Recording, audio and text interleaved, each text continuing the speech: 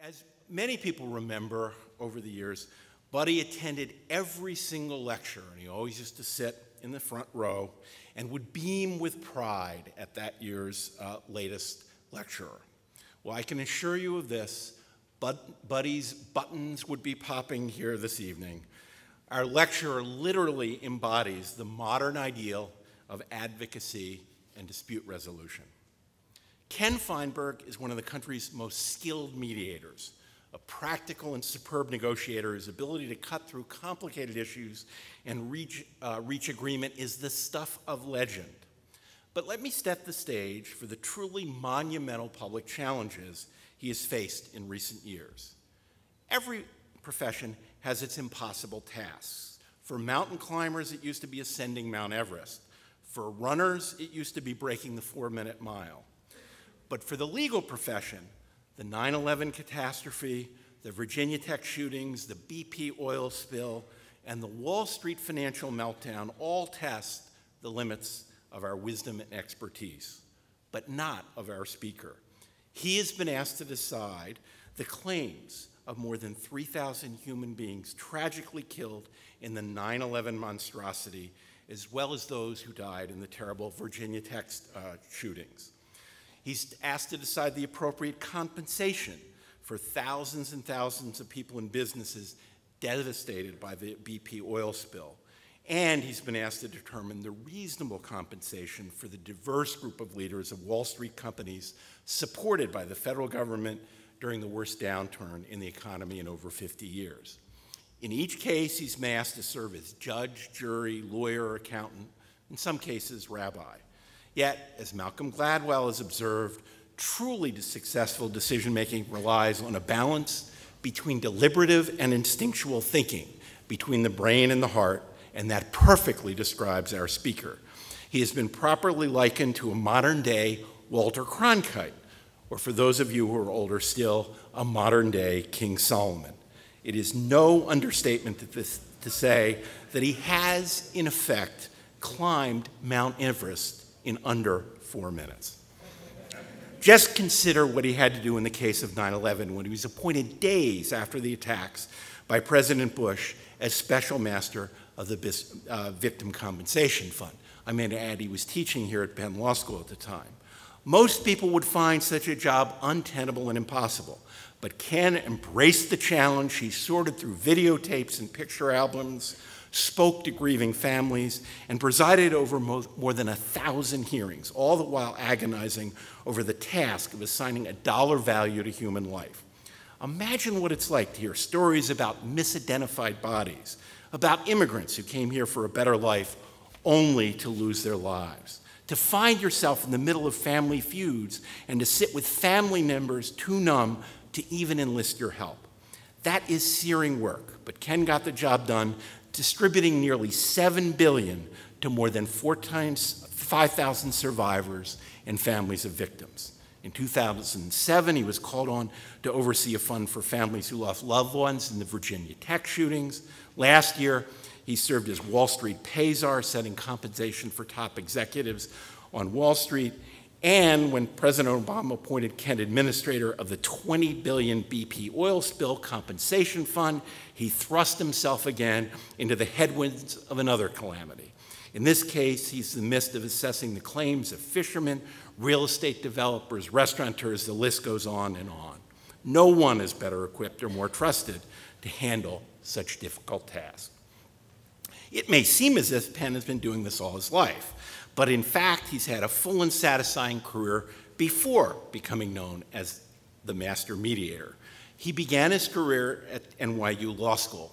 We forgive him for that, especially since he taught at Penn. He then served as Assistant U.S. Attorney for the Southern District of New York. He was then Special Counsel of the United States Committee on the Judiciary and Chief of Staff to the late Edward Kennedy.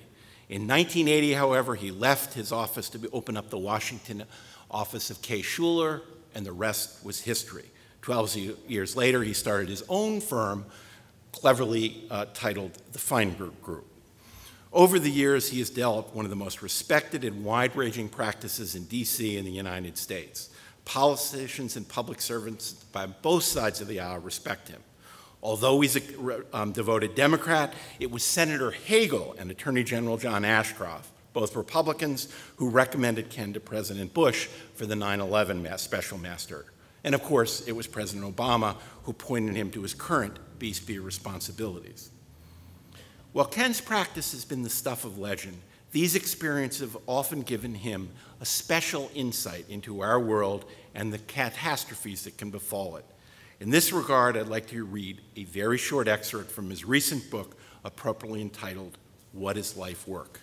Writes Ken, whoever is pulling the strings, whatever cosmic force is making the call, it's clear to me that life and death can turn on the most innocuous events. Requesting a second cup of coffee at a local diner, a 10-minute delay that miraculously prevents you from being tracked in your office in the World Trade Center, accompanying your child to school one day, which prevents you from being at your desk in the Pentagon when the plane hits. I now feel it's a mistake, he writes, to plan too far ahead, to assume that life will conform to my expectations. Life is fickle and unpredictable. Let me point out, Ken is doing his work by his own quirk of fate. He performed in plays during college and considered becoming an actor, but his father intervened, telling him, you can play Hamlet in front of juries. Fortunately for us, Ken took his father's advice and became not only a lawyer, but a man of considerable passion, great judgment, and extraordinary vision.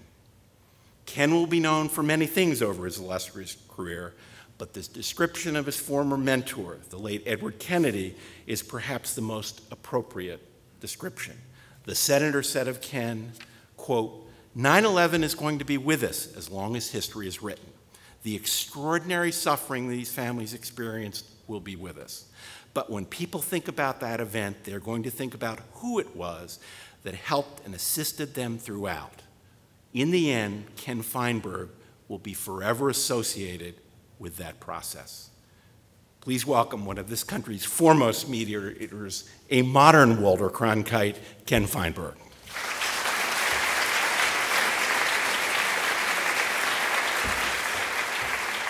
Thank you very much. I appreciate particularly the dean mentioning my book, What is Life Worth? Public Affairs Press, 2005, paperback. Now, you may have trouble finding that book today in Borders or Barnes & Noble. Don't worry. My personal supply of that book is virtually inexhaustible. So don't worry, just ask the dean and I'll get you a copy. It's a real honor to give this year's Segal lecture. Mr. Segal was a most distinguished attorney, as was his brother, as is that great firm of Schneider Harrison. I know them well. I've mediated cases with partners at Schneider. Great, great firm. And I'm grateful to Schneider for endowing this lecture series. And I hope to see some of the partners at the reception. I want to talk for a few minutes about my experiences in 5 or 6 of these unique catastrophes. But I want not to just give you an anecdotal understanding of what I went through. Rather, I want to tie each of these to how the law responds to these unique catastrophes, you see.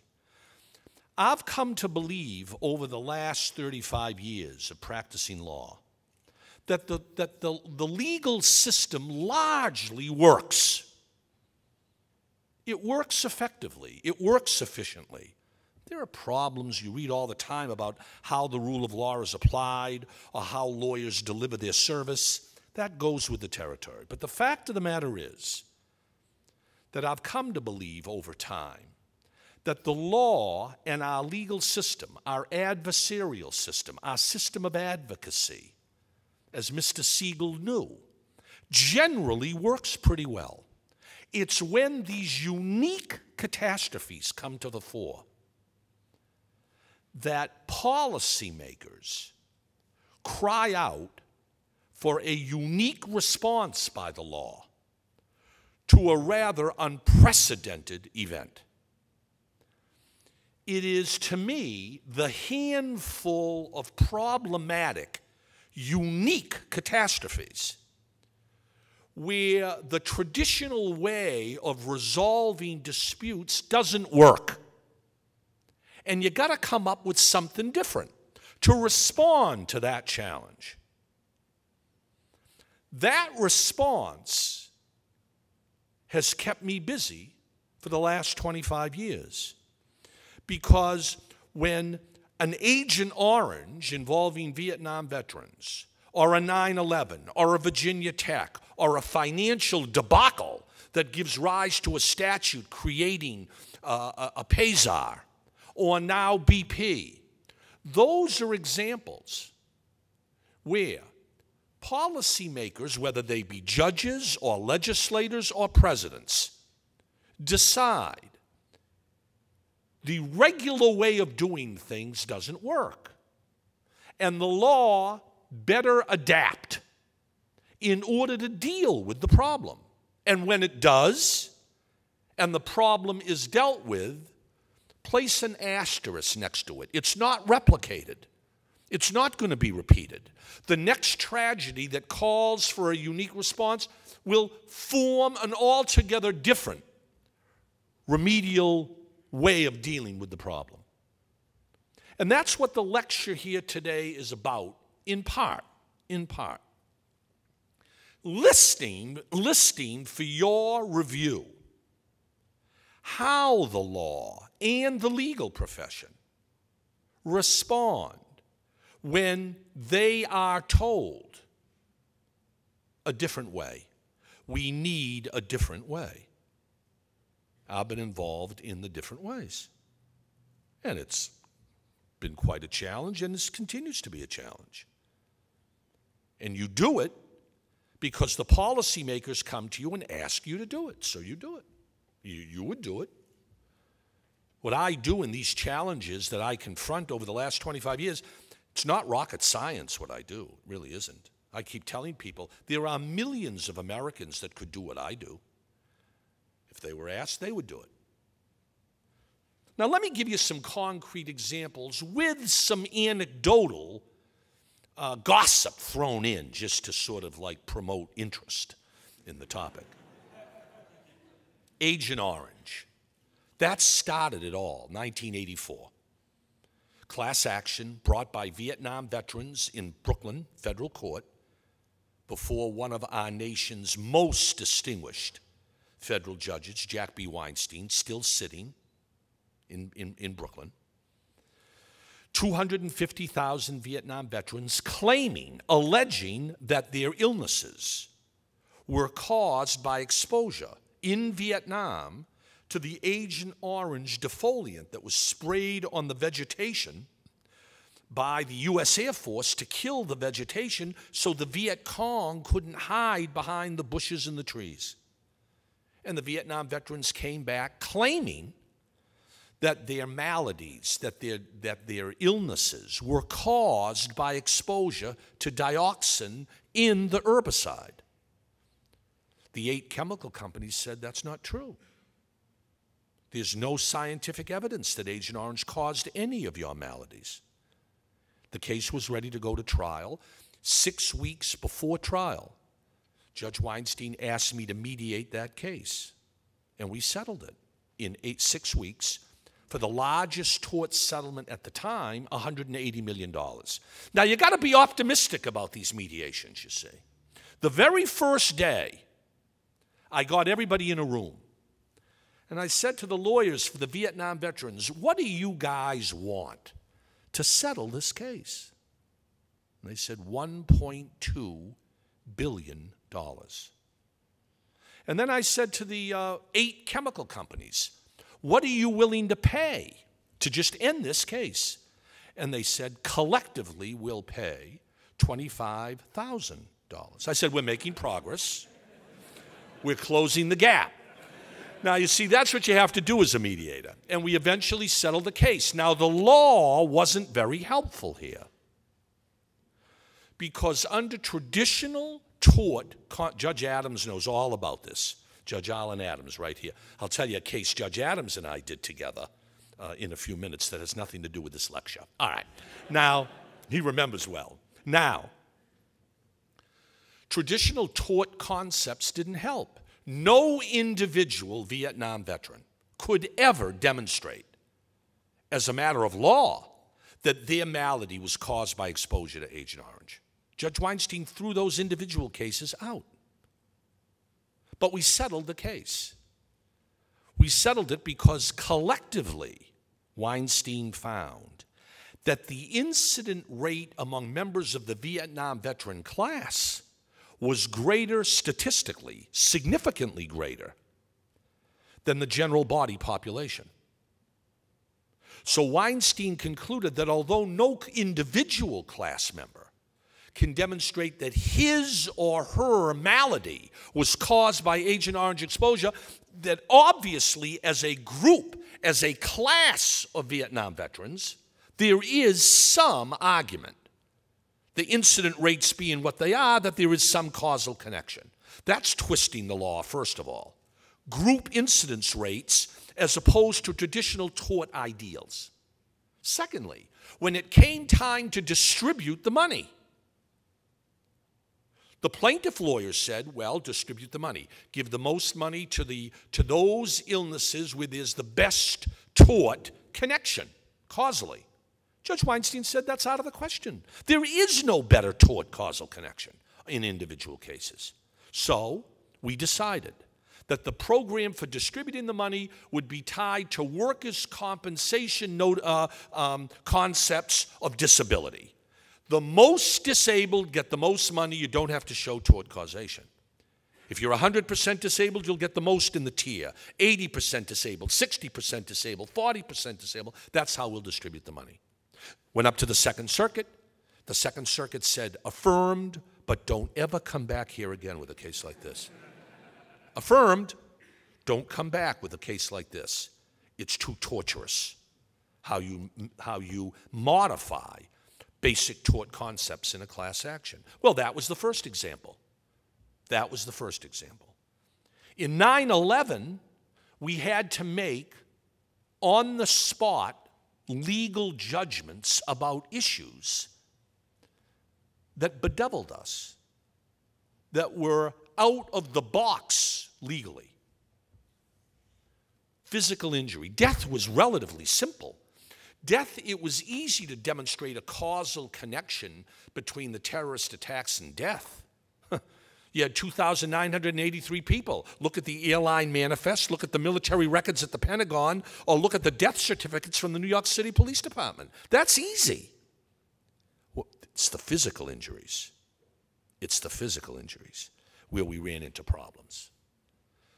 How do you know that your respiratory injury, cleaning up the guck at the World Trade Center, or breathing that plume when the buildings fell down, how do we know that your respiratory injury or your traumatic physical injury was caused by 9/11 under the statute which talked about claims in the immediate vicinity of the disaster? Mr. Feinberg, I broke my leg. I watched the plane hit the building and I fell down my stairs on East 96th Street, 3 miles from the World Trade Center. Mr. Feinberg, I have a debilitating lung capacity. I live in Jersey City. That plume wafted over the Hudson and settled over Jersey City, and now I can't breathe. Pay me. I'm in Newark. Pay me. I'm in Westchester. Pay me. I'm on Staten Island. Pay me. Now, what do you do? How do you read that statute, immediate vicinity? Relative. We established a rule. If you have a physical injury and it's traumatic, we'll look at it anywhere. Although we denied claims on East 96th Street as too far removed from the immediate vicinity of the World Trade Center. But as to respiratory illnesses, we drew a boundary. West Street, South Ferry, Lower Broadway, Canal Street. If you were injured within that square, respiratory, valid. Outside of that square, invalid. Somebody might have dealt with it differently. It was all taxpayer money. We decided that we had to interpret a statute that talked about immediate vicinity. That's the way we did it. Then there were the question of LINs and set-offs.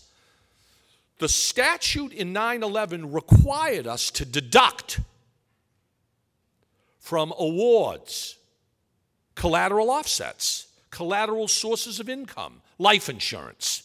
You don't think that was a problem? Mr. Feinberg,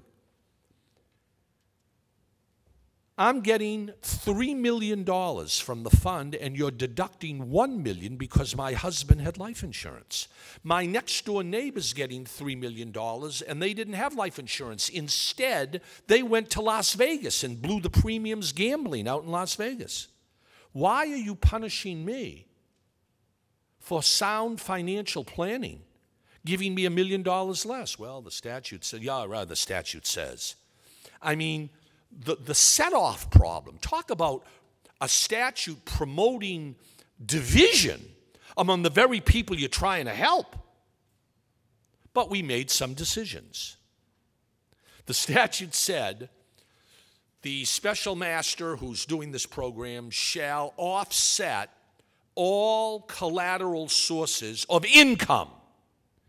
Well, do we deduct private charitable contributions from the Twin Towers Fund, the United Way, etc., Red Cross?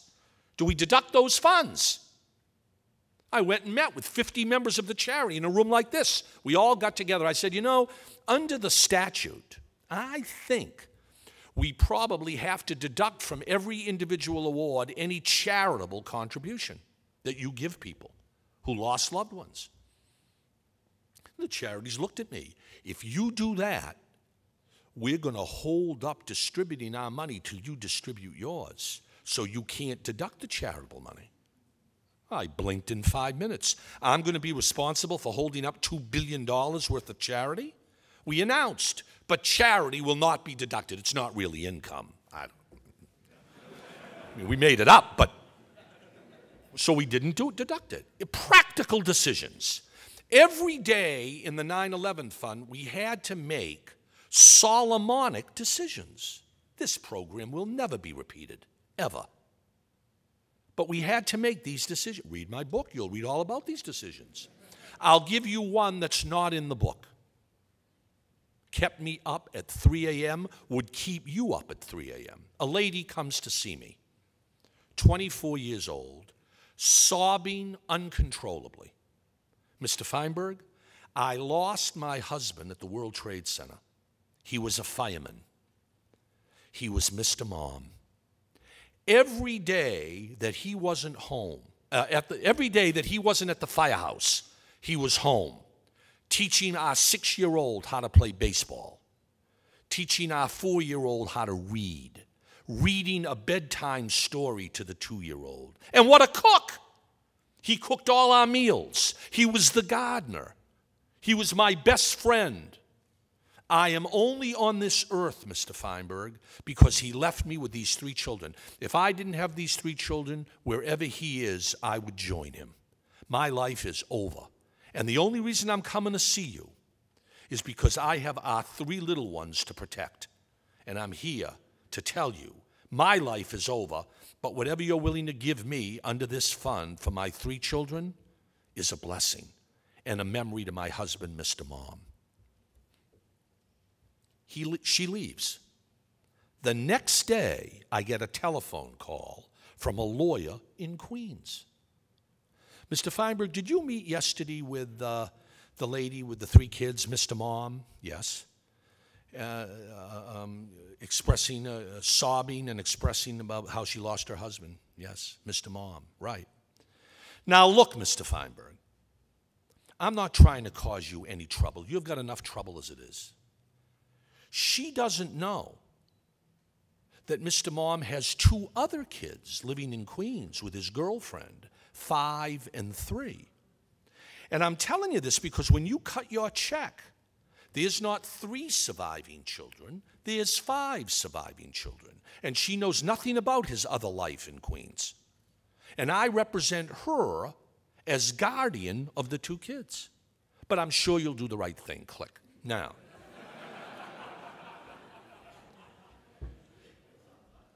do you tell her? Do you tell her about this? I mean, this is what keeps you up, not whether or not you should set off charity or whether or not proximity should be bounded by some map. What do you tell somebody like that who's living a memory of her husband, which is, shall we say, apparently belied by the facts? What does she know? And when does she know it? Now, this was years ago. I'm sure by now she must know, years later. I didn't tell her. We had a big argument, our staff, about this. I didn't think I would. I said, I'm not going to tell. This woman has a memory of her husband. I don't know the facts. I'm not a family counselor. I don't know what's going on here. My job is to get these checks out. I'm a bureaucrat in the best sense of the term. I don't know all of the details, and I don't think it's my place to tell her. So we cut one check for the wife and the 3 kids, and we cut a separate check that she knew nothing about to the girlfriend as guardian of the 2 kids, paternity and everything, but that was a given. And we cut the 2 checks. Now, we went around and around on this, but that's the type of problem, you see, that you don't sign up for when you take on these assignments, but they come up this way. And that was 9/11. How you bend the law to try and do the just result without knowing for sure if the just result is the result you arrive at. But if somebody else wants to do it somewhere else, do it differently. Virginia Tech. That was $8 million in private money to be distributed. In private money. How do you distribute the private money to 32 families that lost a loved one when a deranged gunman went around shooting up the university? Now, we had a couple of problems in Virginia Tech. I announced that I was tentatively going to pay each family that lost a loved one the same amount of money, $212,000 for each of 32 deaths. The wife of a faculty member comes to see me, Mr. Feinberg. 31 students died. They were on scholarship. They were paying their way to go to school. My husband was a professor and a wage earner. Economic loss. I should get more for a wage earning deceased than 31 other students who are not wage earners. That's the law. I said, that's not the law with this fund. This fund will pay everybody the same. Life is the same. I am not going to get into a discussion over whether or not one life is valued higher than another life. Not for this private fund. Now, the lady was absolutely right in terms of what the law is. Every day in Philadelphia, the banker or the stockbroker who falls off a ladder gets a lot more money than the waiter or the busboy who falls off the ladder. That's the tort system. That's the American way. But here, at Virginia Tech, with a limited amount of money and a population, a very family-oriented population, a community, I decided, no, we'll give everybody the same. Then the problem arose. What do you do with the students who weren't physically injured, but are shaking like this with mental anguish as a result of watching the shootings? What do you do about the students who claim mental suffering, emotional distress, without a physical injury, caused by observation of the carnage. Well, there's only $8 million here. We've got deaths, we've got physical injuries, people who were wounded by the gunman, bullets, who jumped out windows and broke ankles trying to escape as they jumped out second-story windows. What about the students watching all of this? We came up with a rule. Mental suffering will not be compensable. You'll get free mental counseling at Virginia Tech clinics. With one exception, will mental suffering be compensable? If you were in the classroom and managed to escape without physical injury, we'll compensate you. One student came to see me, Mr. Feinberg. The student to my left, I watched, she was murdered. The gunman blew her head off. The student to my right died instantly. The gunman blew his head off. The gunman pointed the gun at me, and the chamber was empty. Click, click. While he was reloading, I jumped out the window and escaped. You talk about pure fortune, luck. Click, empty. All the others are dead. So she escaped. So we decided that, arbitrary, but we thought it was reasonable, mental distress in the classroom where the shootings occurred, pay him. Outside of the classroom, watching from the dorm or on CNN, free counseling, but no cash. Decisions have to be made with a limited amount of money. The pay-czar role, altogether different, although a tragedy. I mean, the pay-czar role, and I really don't like that term, by the way. I've said publicly, I mean, pay-czar. That's really not what I'm doing, pay-czar. First of all, my grandmother in Lithuania would be very confused by that title, really, very confused.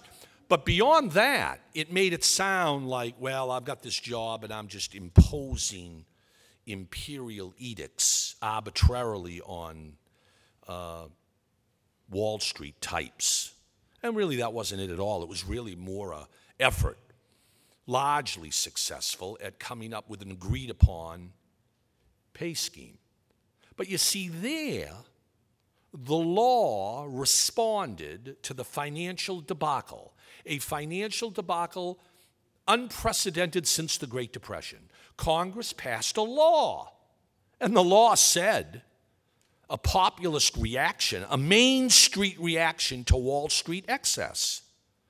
The law said that the Secretary of the Treasury, who delegated to me, a special master, the Secretary of the Treasury shall, not may, shall set the pay of the top 25 officials in each of 7 companies that received the most taxpayer assistance. AIG, GM, GMAC, Chrysler, Chrysler Financial, Bank of America, Citigroup. Just those 7. And just as to those 7, the top 25 individuals, officials, in each of those companies, 175 people, will have their pay determined by Treasury, delegated to me. Now, that's the law. That law will never be replicated. That was a populist response by Congress to bailing out these 7 companies and saving them from bankruptcy. So Congress decided they're going to pay a price, and that price will be Treasury determination of their pay. Now, that determination will end if and when they repay the taxpayer. Well, Bank of America and Citigroup ran out after 1 year under my jurisdiction and borrowed money to repay the taxpayer because they didn't want to be part of this. And then Chrysler Financial repaid. So today, I'm gone, but today there's 4 companies left. And when they repay, they'll be out. Now, the Secretary of the Treasury Secretary Geithner, very, very supportive of what I'm trying to do here. You're independent, do it. Oh, all right, do it. Now, how are we going to do it? I would have thought, going into that assignment, there would be a hue and cry among a good part of the public. Setting pay is none of the government's business. It's a bad idea. It's against our history and our heritage. The idea that government is actually calculating the dollars for 175 private corporate individuals, a bad idea. Nobody said that. There was no opposition to what I was doing. None. Why not? Because two reasons. One, there's only 175 people. I mean, if you're going to criticize the government from intervening, let's save our ammunition for something other than a sideshow. Feinberg's only got 175 people. Let's worry about regulatory reform and the SEC and the Federal Reserve. I mean, he's off here, you know, in the ether with 175 people. Let's save our ammunition. That's one reason I didn't get criticized. But there was a second, more important reason. The American people and even Wall Street executives saw this as the government acting as a creditor of the taxpayer, as a creditor of these companies. The only reason these companies were in business was because the taxpayer bailed them out. Well, if the taxpayer bailed them out, surely the taxpayer ought to have a say in what these people who got bailed out are going to make for a living. That was the argument. I didn't hear Republicans, Democrats, liberals, conservatives, red states, blue states. Everybody sort of said, Ken, go right ahead. Go right. Now, don't expand your authority. It's limited to these 7. But go ahead. And there was very little criticism. The other thing I was surprised, I would have thought that since it's only 175 people, nobody would care. To the contrary. There was a tremendous amount of interest in what I was doing. He'll make 4 million. She'll make 3 million. She'll make 5 million. He'll make 1 million. Tremendous amount of interest. Why? Well, I learned it's the only time, I think, in American history where the government actually calculated the exact dollars that each of these 175 people are going to make. Not with some vanilla prescriptions, pay shall be tied to performance. Duh. Pay shall be long-term. Duh. No guarantees. Duh. No. Feinberg, what is that CEO going to make? And why? Well, there was a lot of interest. Now, with the pay czar, I met with these companies. All right, how much should we pay this CFO? Oh, you ought to pay him $4 million. Well, my statistics, my empirical data says we ought to pay $2 million. Oh, no. That's for just a general CFO. Our CFO does a lot more. He drives the limo, works in the library. I mean, it's apples and oranges. You can't compare our CFO. So we heard a lot of that.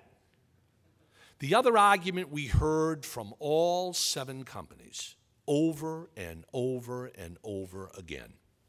Mr. Feinberg, if you don't pay our vice president, our CEO, our CFO, if you don't pay what we think she ought to earn, she's going to leave.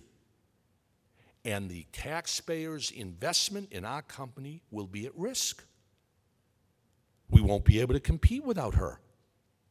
And you know what? We're just telling you, if she leaves, she's not going across the street. Nah. She's going to go work in China. Everybody's going to work in China. Everybody's leaving these 7 companies. They're all going to China. Or they're going to go to Europe, and they're going to compete in Europe. Barclays is going to get everybody. Credit Suisse is going to get all these. Or they're going to go to China and work for the Chinese. They're all on their way now. We never bought that. But these were the arguments we heard. And this is just an example of how the law adapts. The law adapts. Final example, BP. Now, I'm doing this now. This is another unique legal response to an unprecedented tragedy, the oil spill in the Gulf. Now, this is not a statute.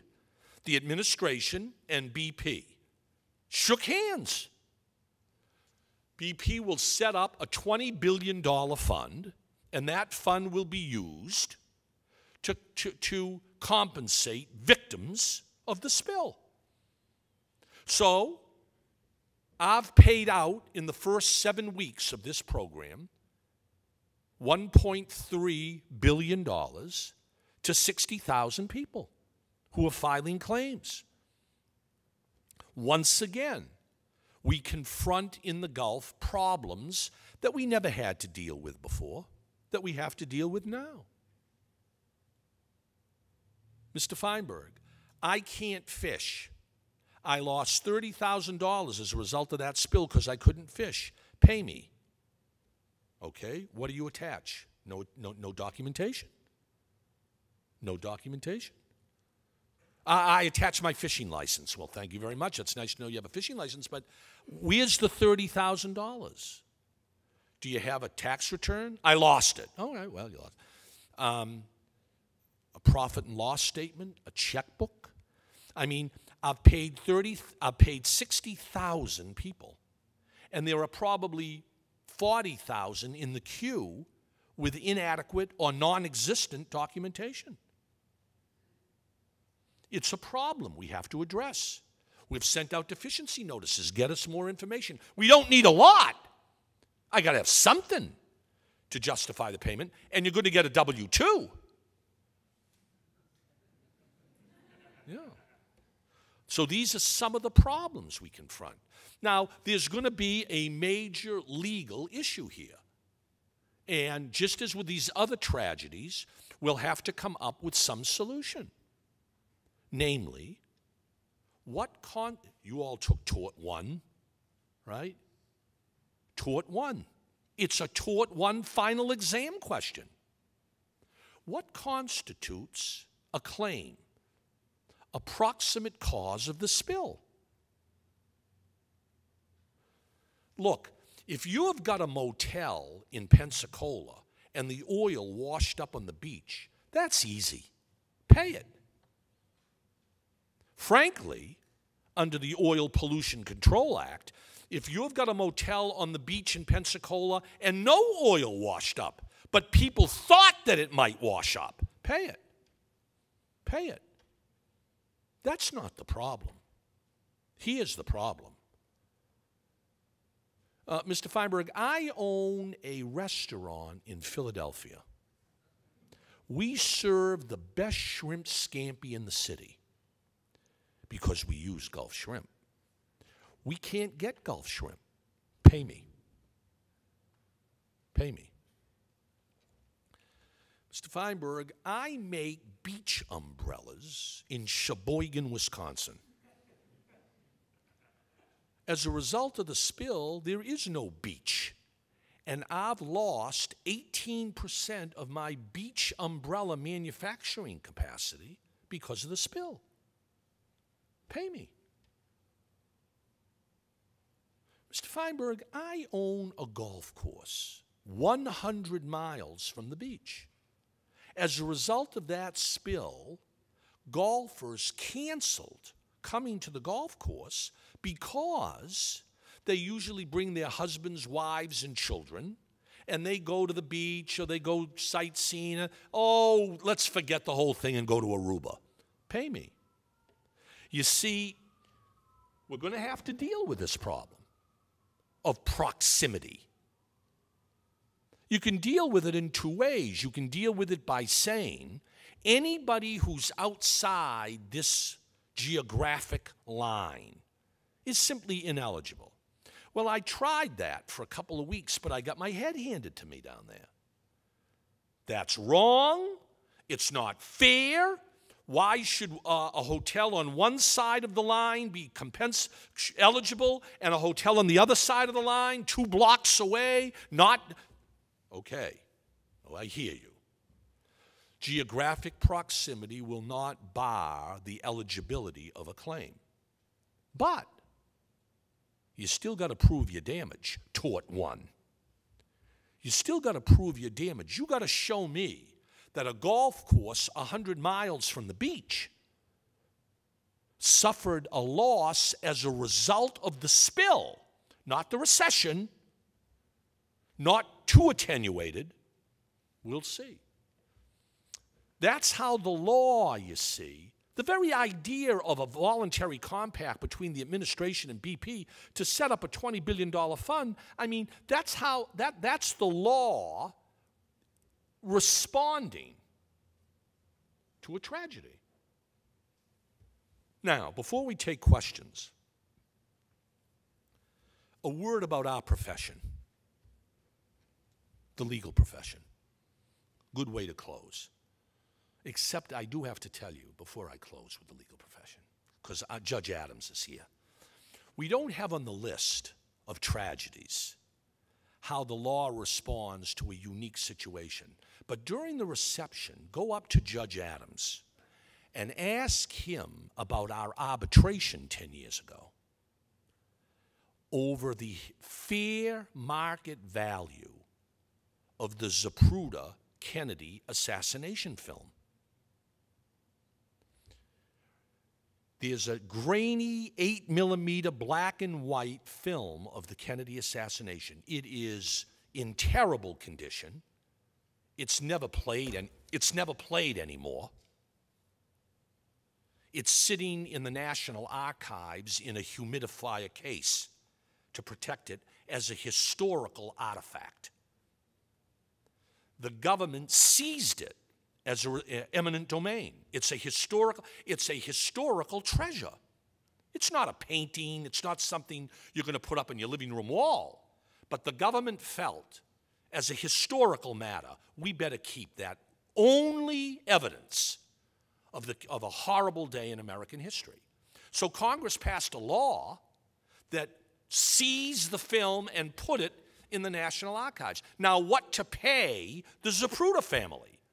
Well, the Congress said, we're not going to have a lawsuit over this. There'll be an arbitration. The Zapruder family will choose one arbitrator. The United States government will choose a second arbitrator, and they will choose a third arbitrator. The United States chose the Solicitor General, Walter Dellinger. The Zapruder family chose me, and Walter and I wisely chose Judge Adams as the chair of that panel. Incredible time we had.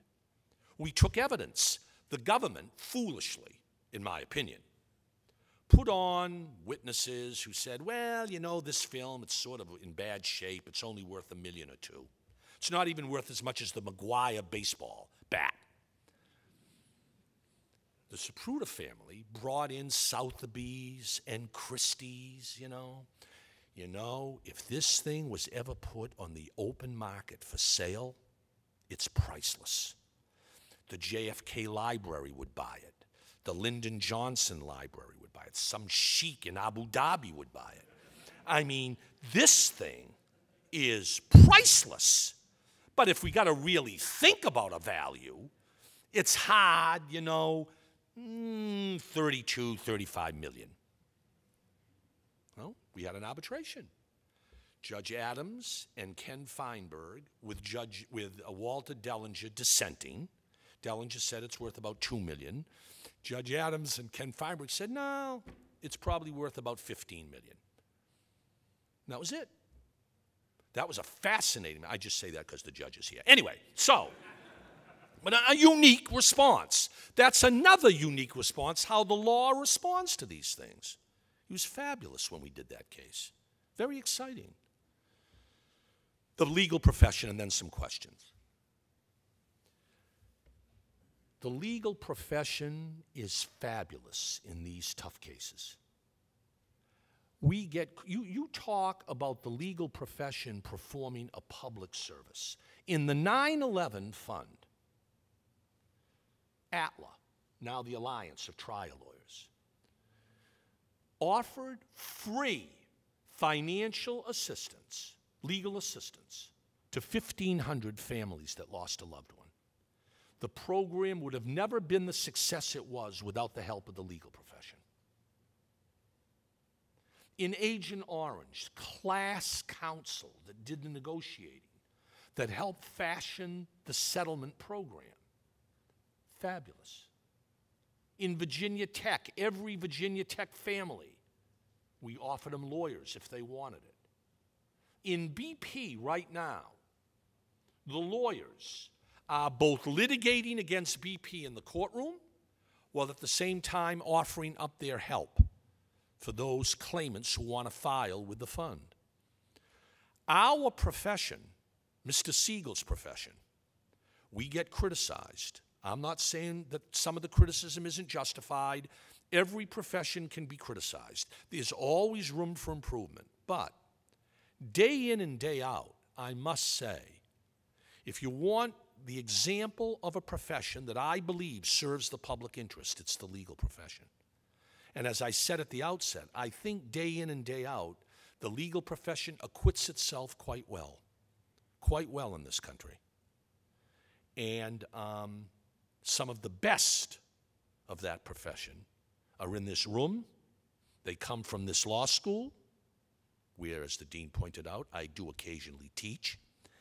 And I just wanted everybody not to leave here today thinking that these examples of alternatives to the conventional way of doing things, that these examples signal the inability of our profession, legal profession, to meet challenges. To the contrary, time and again, our profession steps up to help meet these challenges. With whatever criticism, it goes with the territory. You're not going to please everybody. But overall, I think we can be proud of how we deal with these problems. They are unique problems that call for unique solutions. I don't think any of these examples I've given today can be replicated. If there's another tragedy, God forbid, I'm sure that if an alternative system is called for, it will differ substantially from these precedents. But if necessary, the law recognizes the need to be flexible, creative, poetry, not science, in coming up with solutions. I'm honored to be here today. Let's take some questions.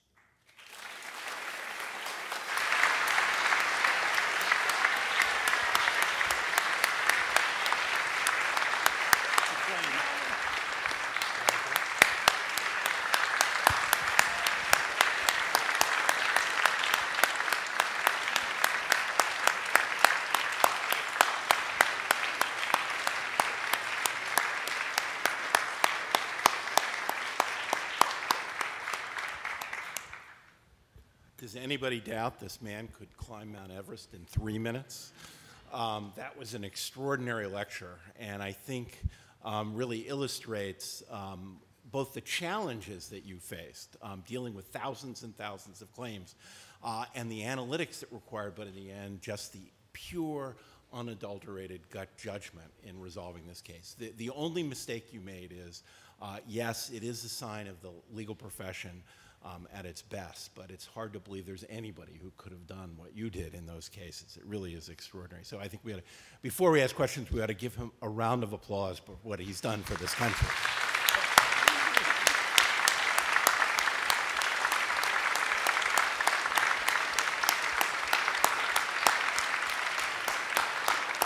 Time. It's your time. Question. The dean controls the schedule. Yes, sir. How's it going? I'm Zach Schomburg. I'm a second-year MBA student, also an attorney. I just want to thank you for your comments. They were your stories were fascinating. It was great. What percentage of your job when you were working on these cases would you say was PR versus the legal part and the negotiations and mediation part? And was that surprising to you? What percentage is PR? You mean selling the program to the public? Right, or dealing with the media and trying to convince them. I don't know about a percentage, but believe me, there's a lot of that. Now, there's two reasons that you have to sell these programs to the public. One, the devil you know. You know, these programs are so unique that neither the public nor the claimant fully appreciates the implications of these programs. So you've got to constantly educate the public. and the claimant about the wisdom of the program. It's a lot. There's a large part of it is that. Secondly, in every one of these, I'm out there all alone. You walk down the Treasury offices on Pesar, and if people see me, they duck into the men's room or the ladies' room. No one I mean, you're out there with some very volatile public policy dilemmas. So you're out there all by yourself. If you're not going to sell the program, nobody is. You have no surrogates here. So, yeah, that's a good point. A lot of it is educational. I don't know about salesmanship as much as educating the consumer and the public of exactly what the program can do and can't do. Thank you. Yes, sir. Class of 58. Good class. What I'm puzzled by is you have, under the tort system, multiple other parties involved. How do you handle that offset? What do you do when there are multiple parties? Now, in Agent Orange, all of the multiple chemical company parties settled. So it was a global settlement. In Virginia Tech, it was Virginia Tech as a potential defendant. In 9/11, the law, good question, the law creating the 9/11 fund required any claimant who came into the fund voluntarily to waive their right to sue anybody. So by statute, it was a complete release. BP is the problem. BP is the problem. BP is the only one funding the $20 billion. BP claims that there are other co-defendants that are liable, Transocean, Halliburton, other defendants. When a claimant accepts a final settlement offer from me, not an emergency payment, which is what I've been paying now, but when a claimant accepts, a restaurant or a motel or a fisherman accepts a final payment from the fund that I'm doing now, will that release just BP and allow the claimant to sue against Halliburton and Transocean? Or will the release require the plaintiff, claimant, to waive any lawsuit like the 9/11 fund against everybody? I haven't decided that yet. It's an interesting issue. There are arguments on both sides. As you know, class of 58. Who'd you have for torts? Do you remember? Okay, the expert. Ask, well, you can't ask him now.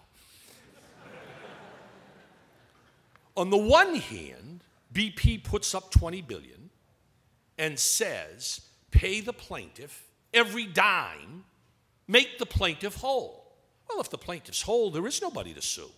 BP may have a cross-claim against Transocean and Halliburton, but the claimant is getting paid a check out of the BP fund in complete satisfaction of his or her claim. Besides, if the claimant can then sue Halliburton, Halliburton's going to cross-claim and bring BP right back into every case in court. So BP hasn't bought out of any liability. On the other hand, the claimant may say, I'll take the money, Mr. Feinberg, but I don't think you're making me whole. I'll take your money to fund my lawsuit against the other co-defendants. There it is. If Professor Meacham were here, he'd answer the question. I must say, under the Federal Oil Pollution Control Act, which sort of defines the scope of my authority, I think probably it's a total release if the claimant wants to voluntarily take the money, but it's an open question. I haven't decided it yet. You'll be the first to know within the next really 30 days. I think I've got to decide that very question in the BP matter.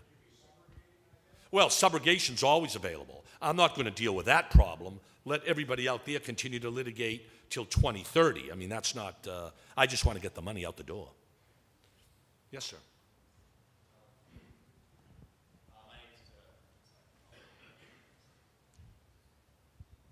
Hi, my name is Reed Cater. I'm a first-year law student, and I'm from Gulf Shores, Alabama, a town I'm sure you're pretty familiar with by now. And so I know, personally some people who are filing claims, and of course, most of them want to stretch things as much as they can to do the best for themselves. So my question is just about that. What's your ideas about drawing the line between how far someone can stretch something, just like you said, to get the money out the door, or exactly? Yeah. Well, I'm inclined to be as generous as I can be and to draw legal lines that I think probably would not pass muster before Judge Adams or before the Fifth Circuit or under the Federal Oil Pollution Control Act. But what I'm trying to do, you see, is corral the claims.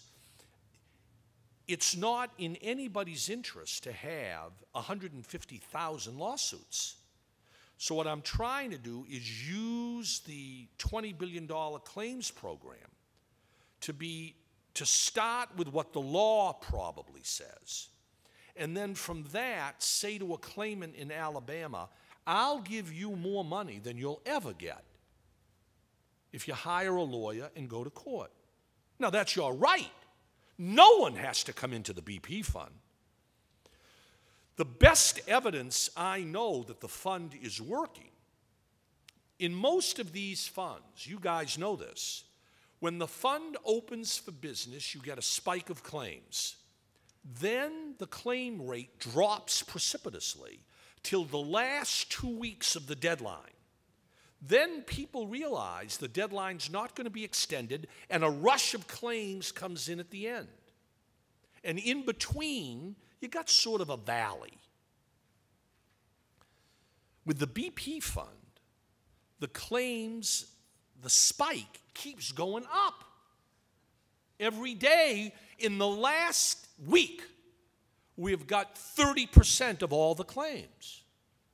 Now that tells me the good news. The program is credible. Somebody filed a claim and now their next door neighbor's filing a claim because they're getting paid. Well, it isn't a scam. It isn't a phony program. They're really paying the money out, $1.2 billion. Let's get our share. So the spike, the statistics show a great spike continuing to grow rather than wait and then at the end. The trouble is, we're looking at these claims that are coming in, on tissue paper. 4,000 people filed a claim the week before last using the same mimeographed one paragraph. And the paragraph with the same misspellings. My name is fill in the blank. I live off the Gulf. I eat fish every day. Now I can't fish. I have to go to a grocery store and buy fish. Pay me $300 a month. Signed, fill in your name. No grocery receipts, no nothing. Now those are 4,000 claims that are simply ineligible. They're undocumented. We will throw them out. So the good news is, in Alabama and elsewhere, I think, after some rocky starts, we're meeting the challenge.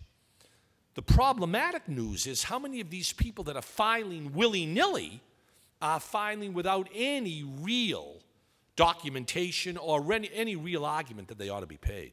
That's the question. We'll see. Dan Horowitz, class of 2004. Good class. Thank you. In the BP situation, how do you make the funds last? Like with Virginia Tech, obviously you had 32 families, easy math, that's it. But you were talking about the peaks and valleys. Are you worried about paying too much now, holding back too much for the end? How do you do that? Don't have to worry about the money. I've become, over the years, by the way, a nationally recognized philanthropist with other people's money. It's a rather interesting... BP is a great example of this. BP has said publicly, we will put up $20 billion. If that's not enough, we will honor any additional financial obligations posed as a result of this program. So I don't really worry too much about making the $20 billion last. By the way, I've now drawn down $1.3 billion, and I think that's less than half of all the money that's been paid out by the $20 billion escrow account for government and other related claims. So I hope the $20 billion's enough. It's a lot of money, but we'll see.